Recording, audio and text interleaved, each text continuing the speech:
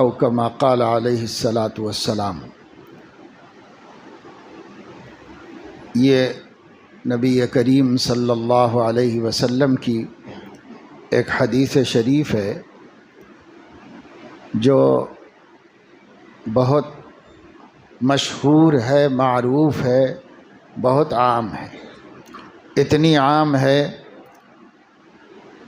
کہ شاید ہی کوئی کارڈ شادی کا ایسا ہوگا جس پر یہ لکھی ہوئی نہ ہو، لیکن میں سمجھتا ہوں کہ شاید ہی وہ کارڈ کا لینے والا کوئی ایسا ہوگا جو اس کو پڑھتا بھی ہو۔ وہ تو اندر کارڈ میں جو دعوت نامہ ہے وہ پڑھ لیتا ہے، لیکن یہ جو قال النبی صلی اللہ علیہ وسلم النکاح من سنتی لکھا ہوا ہوتا ہے، وہ عام طور سے کچھ ڈیزائن کیا ہوا، کچھ خوبصورت بنایا ہوا ہوتا ہے، تو لینے والا اس کو تو ڈیزائن میں شمار کر لیتا ہے، اور باقی اندر جو مضمون لکھا ہوا ہے کہ کب ہے، کہاں ہے شادی، ولیمہ، اس کو پڑھ لیتا ہے۔ حالانکہ یہ بڑی اہم حدیث ہے جس کو پڑھنے کی بھی ضرورت ہے، سمجھنے کی بھی ضرورت ہے۔ حضور علیہ الصلاۃ والسلام فرما رہے ہیں کہ نکاح میری سنت ہے۔ سنت کے ایک حدیث کا مفہوم ہوتا ہے، سنت کا فقہی مفہوم ہوتا ہے، ایک سنت کا عام مفہوم ہے، عام معنی ہے جو سب کی سمجھ کا ہے، اور وہ ہے الطریقۃ المسلوکۃ فی الدین، دینی اعتبار سے چلنے کا راستہ، دینداری کے ساتھ چلنے کا راستہ، اس کو سنت کہتے ہیں۔ تو جب حضور علیہ السلام نے فرمایا نکاح میری سنت ہے، اس کا مطلب یہ ہے کہ نکاح بھی میری زندگی کے سکھائے ہوئے طریقوں میں سے ایک طریقہ ہے۔ جو بھی حضور علیہ السلام نے ہمیں سکھائے، بہت باتیں سکھائی ہیں، ان میں سے ایک نکاح کرنا بھی ہے۔ نکاح عربی زبان میں کہتے ہیں، ہم لوگ شادی کرنا کہتے ہیں اس کو۔ نکاح کا مفہوم عربی میں بہت جامع اور کامل ہے، شادی کا مفہوم بہت ناقص مفہوم ہے۔ شادی کے معنی ہے خوشی، فارسی زبان کا لفظ ہے اور اس کے معنی ہے خوشی۔ جیسے کوئی بچہ، کوئی چھوٹا اچھا کام کرتا ہے تو ہم لوگ اس کو شاباش کہتے ہیں۔ شاباش جو ہے وہ تھوڑا سا غلط ہو گیا ہے، صحیح لفظ ہے شاد باش، خوش رہو بیٹا، جیسے پرانی عورتیں اردو میں بولتی ہیں، خوش رہو، وہ فارسی زبان میں شاد باش ہے، خوش رہو، دعائیہ کلمہ ہے، ایک جملہ ہے۔ شاد کے معنی خوش ہونا اور شادی کے معنی خوشی، تو ہم لوگ اس کو خوشی کے معنی میں لیتے ہیں۔ اسلام اس کو جو نکاح کہتا ہے تو اس کا مفہوم بہت وسیع ہوتا ہے، اور اس کی اہمیت اسی لفظ سے سمجھ میں آتی ہے۔ اس لیے جو حضور نے فرمایا النکاح من سنتی، نکاح بھی میری ایک سنت ہے، اور سنتیں بھی ہیں۔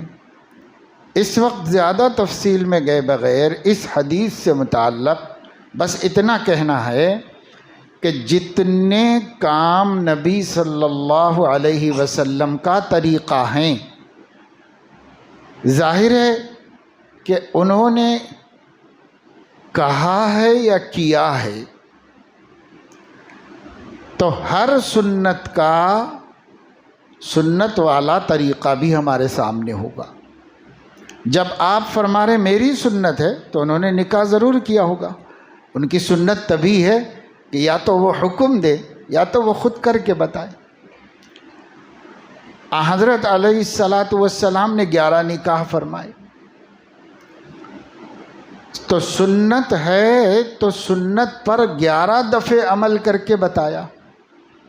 یہ تو سب کو معلوم ہے کہ امت کے لیے زیادہ سے زیادہ 4 نکاح کی اجازت ہے. حضرت علیہ الصلاۃ والسلام کو 9 بیویاں تھیں جس وقت. تب اللہ رب العزت نے پابندی لگا دی کہ اس کے بعد آپ نکاح نہیں کر سکتے. حضرت علیہ الصلاۃ والسلام پر بھی پابندی لگائی گئی اور کہا اب آپ نکاح نہیں کریں گے، نہ نیا نکاح کریں گے، نہ کسی کو چھوڑ کر اس کی جگہ پہ نکاح کریں گے. بس یہ امت کو دکھانے کے لیے، طریقہ بتانے کے لیے جتنی ضرورت تھی اتنی آپ کو اجازت دی گئی ہے. ہمارے نبی بھی اللہ کے دین کے پابند تھے. وَبِذَلِكَ أُمِرْتُ وَأَنَا أَوَّلُ الْمُسْلِمِينَ فَاسْتَقِمْ كَمَا أُمِرْتَ. ان کو بھی حکم تھا دین پہ قائم رہنے کا. قرآن کریم کی نص قطعی نے، ایک آیت نے نبی کو بھی پابند کر دیا، اب نہیں نکاح کریں گے آپ. اتنے ہی بس جتنے ہو گئے یہ نکاح ہیں آپ کے، اور یہ امت کے لیے اسوہ ہیں اور نمونہ ہیں، بہت کافی. چنانچہ حضور علیہ السلام نے اس آیت کے بعد کوئی نکاح نہیں فرمایا، سب پہلے کے نکاح ہیں آپ کے. تو طریقہ امت کو نبی نے نکاح کا بھی بتایا، نکاح کا حکم بھی دیا، نکاح کا طریقہ بھی بتایا. اب ہم اتنا سمجھ سکے کہ نکاح نبی کی سنت ہے، لیکن نکاح کیسے کریں، اس میں نبی کی سنت کیا ہے، وہ نہ ہم نے جاننا چاہا اور نہ ہم نے جانا. اب ذہنوں میں یہ ہے نکاح کرنا تو سنت ہے، ولیمہ کرنا تو مسنون ہے. عام طور سے کارڈ میں، دعوت نامے میں عقد مسعود لکھا رہتا ہے، نکاح مسنون لکھا رہتا ہے، ولیمہ مسنونہ لکھا ہوا رہتا ہے. لیکن نہ ہمارا نکاح مسنون ہوتا ہے نہ ہمارا ولیمہ مسنون ہوتا ہے. نکاح بھی بدعتوں پر مشتمل ہوتا ہے اور ولیمہ بھی خرافات پر مشتمل ہوتا ہے. نہ وہ مسنون نہ وہ مسنون، خالی لکھنے کی عادت پڑ گئی. کیونکہ بہت سارے لوگ تو گھر میں بیٹھ کے بھی نہیں لکھتے اپنے ہاتھ سے، کیونکہ اردو نہیں جانتے. وہ دکان پہ جا کے چھتہ بازار پہ دکان والے سے ہی بولتے ہیں کہ یہ تاریخ کو ذرا لکھ دو، کیسا لکھنا ہے. اس کے پاس بہت سارے نمونے ہیں، کوئی سا نمونہ ڈال کے دے دیتا ہے وہ. یا زیادہ سے زیادہ خاندان میں اردو جاننے والے کوئی بڑے بزرگ ہوں تو ان سے لکھوا لیتے ہیں بس. لیکن ہم جو کرتے ہیں وہ جو ہم نے لکھا ہے اس کے مطابق نہیں. نکاح مسنون لکھ کر نکاح غیر مسنون کرتے ہیں، اور ولیمہ مسنونہ لکھ کر ولیمہ بھی غیر مسنون کرتے ہیں. حضرت علیہ السلام کے ولیمے سب پڑھ لو، کوئی ایک ولیمہ بھی ایسا ہے کیا حضور علیہ السلام کا؟ آپ بہت سے بہت یہ بول سکتے ہیں کہ بھائی اس زمانے میں جیسا بھی تھا اس اعتبار سے کیا گیا تھا ہوگا، اس زمانے میں حالات بدل گئے، اس زمانے کے تقاضے الگ ہیں، لہذا اس کے مطابق تو ٹھیک ہے. اس کے مطابق کون علماء آپ کو یہ نہیں بول رہے ہیں کہ 1400 سال پہلے کے ہی نہج پر کریے، کوئی بھی نہیں بول رہا ہے آپ سے. صرف یہ بول رہے ہیں کہ نکاح مسنون کی روح یہ ہے کہ اس کے اندر مصارف نہ ہو، اخراجات نہ ہو. تو آپ بھی ایسا ہی نکاح کر لیجیے. ولیمہ مسنونہ کی روح یہ ہے کہ اس میں دکھاوا نہ ہو اور اسراف و تبذیر نہ ہو، تو وہی کر لیجیے آپ بس. تو اتنے پہ تو آ جائے امت کہ نکاح کرو بھائی، جو بھی اچھے کپڑے بناؤ، اچھے کپڑے پہنو، بچوں کو کپڑے بناؤ، دلہن کے لیے کپڑے لاؤ، جو ضرورت کا ضروری سامان ہے ایک نئی زندگی شروع ہونے کے واسطے، وہ ضروری سامان فراہم کر لو. لوگوں کو، اپنے اقربا عزیزوں کو خوشی میں شریک کر لو. وہ جمع ہو گئے ہیں تو ان کو کھانا بھی کھلا لو. یہ سب میں ہم تشدد نہیں کرتے، سختی نہیں کرتے. ہم یہ کہتے ہیں کہ یہ سب کاموں میں جو دکھاوا ہے، جو نمود ہے، جو ریاکاری ہے، جو پیسوں کا فضول خرچہ ہے، صرف شان کے لیے، صرف حیثیت کو دکھانے کے لیے، بھائی اتنے کے لیے تو قربانی کر دو کہ یہ سب غیر ضروری خرافات ختم کر دیں گے، بس ضروری کام کر لو۔ پہلے زمانے میں بھی گھروں پر شادی ہوتی تھی، مہمان جمع ہوتے تھے، انہیں کھانا کھلایا جاتا تھا، بلکہ اب ہم کیا کھلاتے ہیں، تب تو کھانا کھلایا جاتا تھا صبح تا نصف النہار۔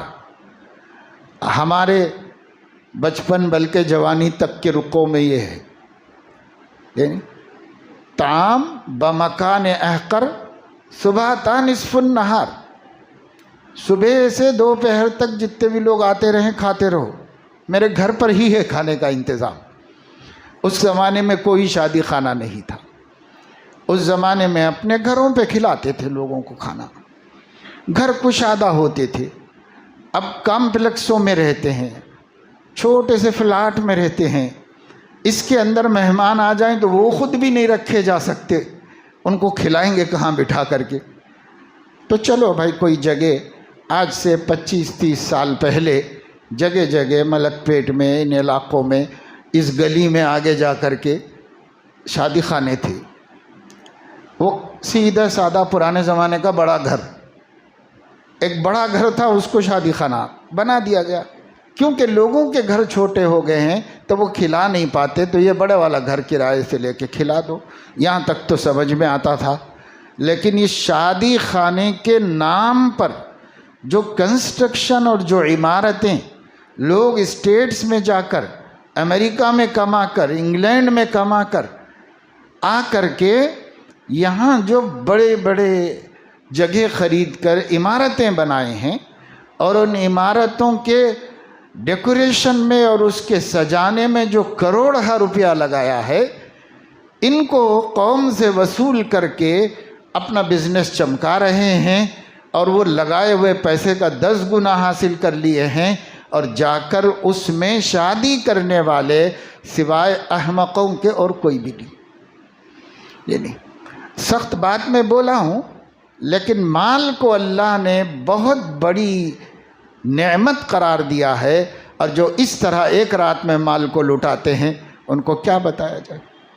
ابھی عصر بعد میں ایک نکاح پڑھا رہا تھا تو یاد آیا، تو میں نے بتایا کہ بھائی اعتکاف کے دوران رمضان میں کوئی معتکف اپنے کسی رشتہ دار کو بلائے تھے، طبیعت بہت خراب تھی ان کی، تو دعا پڑھانے کے لیے بلوائے تھے، ملاقات کرائی کہ ہمارے بہنوئی ہیں، طبیعت بہت خراب ہے، کچھ ہو گیا تھا اثر ایسا ان کو۔ تو ان سے میں نے تسلی کی بات کی، سمجھایا، اطمینان دلایا، اور اس کے ساتھ ان کا کام پوچھا، تو انہوں نے کہا میں ڈیکوریشن کرتا ہوں، شادی خانے میں اسٹیج کا ڈیکوریشن کرتا ہوں۔ تو میں نے ان سے پوچھا کہ اچھا موقع ہے بھائی، میں جاننا ہی چاہ رہا تھا یہ ڈیکوریشن پہ کتنا پیسہ خرچ ہوتا ہے؟ تو وہ کہنے لگے کہ مولانا جتنا میں کیا ہوں، 5-6 سال سے کر رہا ہوں، تو 35,000 روپے سے لے کر 7 لاکھ روپے کا میں نے اسٹیج بنایا ہے۔ 7 لاکھ روپے صرف چند گھنٹے نوشہ اور نوشن کے بیٹھنے کے واسطے، 7 لاکھ روپے کوئی چیز ہے؟ پیسہ ہے؟ کوئی ویلیو ہے؟ کوئی اہمیت ہے پیسے کی؟ تو اتنا خرچ کیسے ہو جاتا ہے بھائی؟ تو بعض پھول ہوتے ہیں، ان سیزن ہوتے ہیں، ملیشیا سے آتے ہیں، سوئٹزرلینڈ سے آتے ہیں، اور فلاں ملکوں سے منگائے جاتے ہیں، اور وہ فوری طور پر کوریئر سے آتے ہیں، پھر ان کو سجانے میں، استعمال کرنے میں لگایا جاتا ہے۔ تو یہ تو میں یہ ایریوں کے کہہ رہا ہوں، اگر بڑے بڑے ایریوں میں بنجارہ ہلز وغیرہ کے بڑے بڑے شادی خانوں کی آپ بات کریں تو اس سے بھی زیادہ ڈیکوریشن پر پیسہ خرچ ہوتا ہے۔ کیا ہے؟ قرآن مجید کہتا ہے لا تؤتوا السفہاء اموالکم التی جعل اللہ لکم قیاما، یتیم کے سرپرست سے اللہ فرما رہا ہے کہ اس کا مال نادان بچوں کو مت دو، وہ مال جسے اللہ نے تمہاری زندگی کا سبب بنایا ہے، نادان بچوں کے ہاتھ میں مت دو۔ یہاں تو اللہ نے نادان یتیم بچوں کو نہیں دینے، حفاظت کرنے کا حکم دیا، یہ بتا کر کے کہ مال تمہارے لیے وجہ قیام ہے، تمہاری زندگی کا وسیلہ ہے۔ اور آج ہماری صورتحال یہ ہے کہ چھوٹے بچوں کو دینے سے منع کیا، اب تو یہ کہنا پڑے گا کہ بچی کے باپ کو بھی مت دو، بچے کے باپ کو بھی مت دو، اس لیے کہ یہ بچوں سے زیادہ نادان ہے پیسے خرچہ کرنے کے سلسلے میں، جنون طاری ہے، یہ کرنا ہے، وہ کرنا ہے، وہ کرنا ہے، جیسے عقل سے محروم ہو اور وہ پیسے لٹا رہا ہو۔ اس طرح مسلمانوں کا حال ہو گیا ہے۔ تو بھائی ایسا سب ہمیں نہیں کرنا چاہیے۔ نکاح مسنون ہے تو طریقہ مسنونہ معلوم کرو، نبی نے کیسے کیا، اپنی بیٹی کا کیسے کیا، اپنے امتیوں کا کیسے کیا۔ ایک قصہ میں بس سنا دیتا ہوں۔ امام حیثمی رحمۃ اللہ علیہ نے مجمع الزوائد میں ایک واقعہ لکھا ہے۔ ایک صحابی ہیں حضرت ربیعۃ الاسلمی رضی اللہ تعالیٰ عنہ، غریب خاندان کے سیدھے سادے صحابی تھے، خادم رسول تھے، حضور علیہ السلام کی خدمت میں رہتے تھے، نوجوان تھے۔ ایک دن حضور علیہ السلام نے پوچھا کہ ربیعہ تمہارا نکاح کرنے کا ارادہ نہیں ہے؟ تو انہوں نے کہا کہ نہیں ہے، اور دو وجہ سے نہیں ہے۔ ایک تو اس وجہ سے کہ میں اتنا غریب آدمی ہوں، کون مجھے بیٹی دے گا، کوئی ذریعہ نہیں، کوئی آمدنی نہیں، کچھ نہیں، تو کون مجھے بیٹی دے گا اپنی۔ دوسرے یہ کہ میں آپ کی خدمت میں رہتا ہوں، شادی کر لوں گا تو مصروفیتیں بڑھ جائیں گی اور یہ خدمت کے شرف سے محروم ہو جاؤں گا۔ یہ دو باتیں میرے ذہن میں آتی ہیں، اس لیے شادی وادی کا کوئی ارادہ نہیں میرا۔ خاموش ہو گئے حضور صلی اللہ علیہ وسلم۔ کچھ دنوں کے بعد ایک پوچھا، ربیعہ تمہارا نکاح کرنے کا ارادہ نہیں، شادی نہیں کرو گے؟ وہی دو باتیں انہوں نے پھر بتا دی۔ اور کہتے ہیں کہ اس کے بعد میں سوچا دوسری مرتبے کے بعد کہ نبی مجھ سے کچھ سوال کر رہے ہیں تو مجھے اپنی رائے کیوں دینا چاہیے؟ یہ غلطی کر رہا ہوں میں نے کیوں اپنی رائے دی، اپنی بات کیوں بتائی؟ مجھے کہنا چاہیے تھا کہ آپ زیادہ بہتر جانتے ہیں، یہ کہنا چاہیے تھا مجھے۔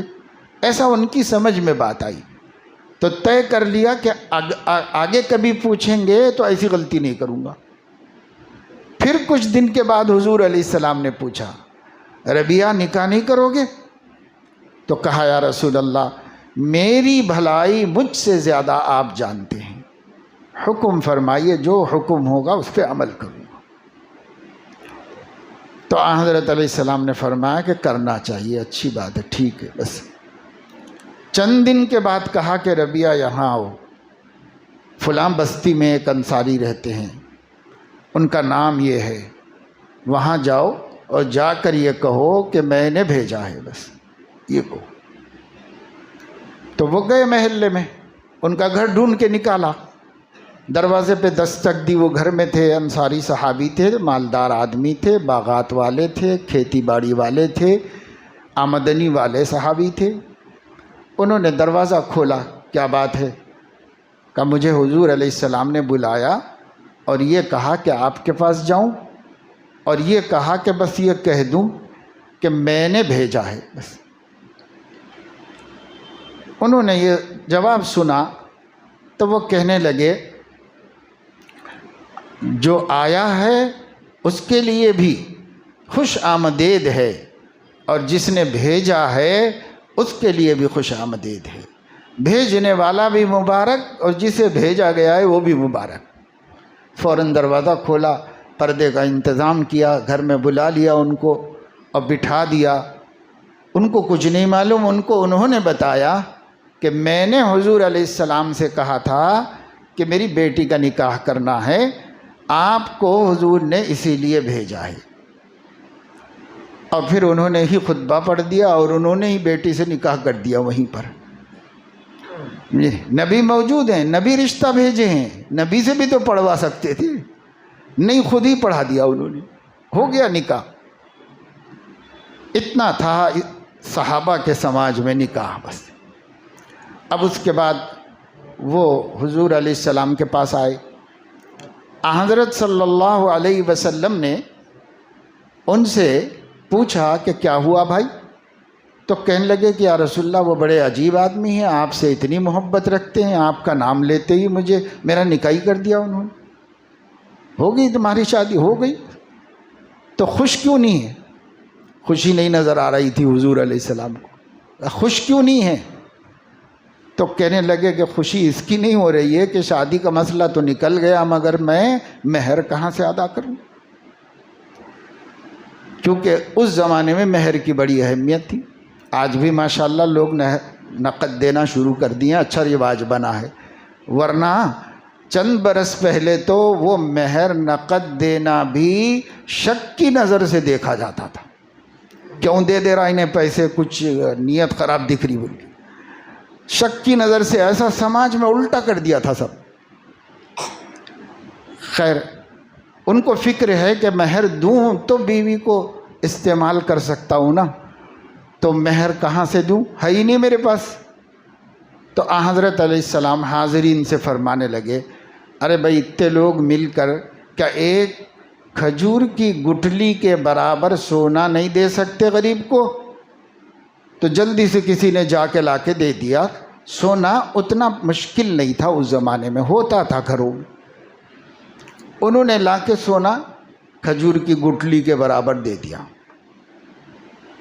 سمجھو ہار کا اس کی ایک پھلی، اس کا ایک دانہ، بس اتنا سا لا کر کے دے دیا ان کو۔ تو حضور نے فرمایا لے جاؤ مہر ادا کر لو جا کے۔ تو وہ لے کے پہنچے، پھر کھٹکا مارا تو صحابی اندر سے نکلے، کیا بات ہے؟ تو مہر لایا ہوں۔ دیکھا انہوں نے وہ کیا تھا، اس سے بہت گنا زیادہ ان کے پاس موجود تھا، لیکن مہر اللہ کا قانون ہے، شریعت کا حکم ہے۔ مہر لے کے آیا، لے کے آنے والا داماد ان کا اتنا سا مہر لے کے آیا، لیکن انہوں نے اپنے ہاتھ میں لیتے ہوئے کہا طیب و کثیر۔ یہ اخلاق تھے صحابہ کرام، دل شکنی نہیں کی، یہ کیا مہر لائے ہو، کوئی غریب ہوں میں، کوئی بھکاری سمجھ کے لائے ہو، یہ میری بیٹی ایسی ہے ویسی ہے، کچھ نہیں کہا۔ کیا کہا؟ طیب و کثیر، پاکیزہ مال ہے اور بہت ہے ماشاءاللہ، بہت بڑی مقدار ہے۔ لے کے گھر میں چلے گئے، یہ پھر آئے مسجد نبوی میں، مگر پھر بھی اداس ہی تھے، چہرہ اتار کے آئے۔ تو حضور علیہ السلام نے فرمایا اب کیا ہوا بھائی، مہر بھی تو ادا ہو گیا، اب کیا پریشانی ہے تم کو؟ تو کہنے لگے کہ وہ ولیمہ کیسے کروں، اس کا بھی کوئی بندوبست نہیں میرے پاس۔ تو فرمایا تمہارے گھر کے لوگوں کو بلا کے لاؤ۔ تو ان کے قبیلے کے لوگ کچھ آ گئے، ان سے فرمایا ارے اب خاندان کے بچے کے لیے ایک بکری کا بھی انتظام نہیں کرو گے، ایک بکری تو کرو تم لوگ۔ تو ان لوگوں نے کہا کہ اچھا لے کے آتے ہیں۔ جائے، بکریاں ہوتی تھی گھروں میں، اپنی ضرورت کے لیے دودھ کے لیے رکھتے تھے، ایک بکری لے کے آئے وہ لوگ، بکری لا کے پہنچا دی۔ تو حضور علیہ السلام نے فرمایا کہ ربیہ میرے گھر جاؤ اور بولو کہ گھر میں اگر کچھ جو ہے غلہ ہے تو دیں۔ تو وہ گئے، سب سے قریب حضرت عائشہ کا گھر تھا، وہاں گئے، کہا اماں جان حضور علیہ السلام فرما رہے ہیں گھر میں کچھ غلہ ہے تو دے دیجیے۔ انہوں نے کہا دیکھو کونے میں ٹوکرا ہے، اس میں جو ہے یہ لے کے جاؤ، جتنی بھی ہے پہنچا دو، ہاں اتنا بتا دینا کہ ہمارے گھر میں اس کے علاوہ اور کچھ نہیں، بس یہی ہے۔ تو وہ لے کے آ گئے، حضرت علیہ السلام کو بتا بھی دیا کہ اماں جان کہہ رہی ہیں کہ گھر میں اس کے علاوہ اور کچھ نہیں ہے، مگر آپ کے حکم سے دے دیا ہے۔ تو فرمایا یہ بکری اور یہ جو لے جا کے تو تمہارے سسرال میں ہی دے دو، ان لوگوں سے کہو کہ کھانا وانا بنائیں پکائیں اور ولیمہ کر دو، وہیں بھیجا دیا، کیوں ان کے گھر کے لوگ تو بہت غریب تھے، وہاں پر بھیج دیا۔ گئے، ان کے سسرے صاحب نے کہا دیکھو بھائی ہمارے گھر میں اتنے لوگ نہیں ہیں کہ سب کام کر سکیں، میں روٹی بنا لیتا ہوں، تم تمہارے گھر والوں سے سالن پکوا دو، روٹی ہمارے گھر میں بنوا دیتے ہیں۔ تو کام بانٹ لیا، ان کے لوگوں نے سالن بنا دیا، ان کے گھر میں روٹی پک گئی۔ اس کے بعد یہ ولیمہ ہو رہا ہے، یہ وہ مبارک اور عظیم ولیمہ ہے جس ولیمے میں شرکت کے لیے حضرت محمد صلی اللہ علیہ وسلم خود تشریف لے گئے، خود جا کر کھانا کھایا ہے، وہاں پر تناول فرمایا ہے۔ تو آپ دیکھ رہے ہیں کہ صحابہ کے ہاں نکاح نکاح نکاح نکاح سنت، یہ سنت ہے جو ہم کر رہے ہیں، جس میں مانگنا لینا دینا، یہ شادی خانہ نہیں وہ شادی خانہ، ہمارے لوگ وہاں نہیں آتے، میرے بچے کے دوست۔ ایک آپ کو میں بتاؤں کہ ہمارے محلے میں کئی برس پہلے کی بات ہے، صرف اس بات پر رشتہ ٹوٹ گیا کہ لڑکے والوں کی خواہش کا شادی خانہ یہ نہیں لے سکتے تھے، ہر چیز مانگتے آئے مانتے آئے مانتے آئے، یہاں کہ انہوں نے کہا بھائی اب اتنی گنجائش نہیں ہے کہ اتنا بڑا شادی خانہ لے سکے۔ تو بچے کی ماں یہ کہتی ہے کہ میرے بچے کے دوست موٹروں میں پھرتے ہیں، انہوں کہاں سے آ سکتے تیرے گلی کے شادی خانے میں؟ ایسا نہیں ہے تو جان دو، قصہ ختم، قصہ ختم، رشتہ ختم کر کے چلے گئے۔ سمجھے جی؟ ایسے گنوار جاہل ہو گئے ہیں مسلمان، اللہ رحم فرمائے۔ کچھ ہے ہی نہ، عورتوں کو تو ہوش ہی نہیں ہے کہ وہ کیا بول رہے ہیں کیا کر رہے ہیں، کچھ ہوش نہیں۔ اللہ تعالیٰ اپنے فضل و کرم سے ہم کو بس اتنی توفیق دے دے کہ نکاح کا سنت ہونا جیسے معلوم ہو گیا، ولیمے کا سنت ہونا جیسے معلوم ہو گیا، اس کے کرنے کا سنت طریقہ بھی سیکھنے کی اللہ ہمیں توفیق دے دے۔ اگر ہم وہ بھی جان لیں گے نا، یہ امت کی مصیبت ہی ختم ہو جائے گی، نہ بچیاں بھاگیں گی، نہ کوئی مرتد بنائے گا، نہ کوئی غیر اپنا بستر بنائے گا۔ آپ کی بیٹی عزت سے آپ ہی کے مذہب میں آپ ہی کے دین میں رہے گی، بشرطے کے نکاحوں کو آسان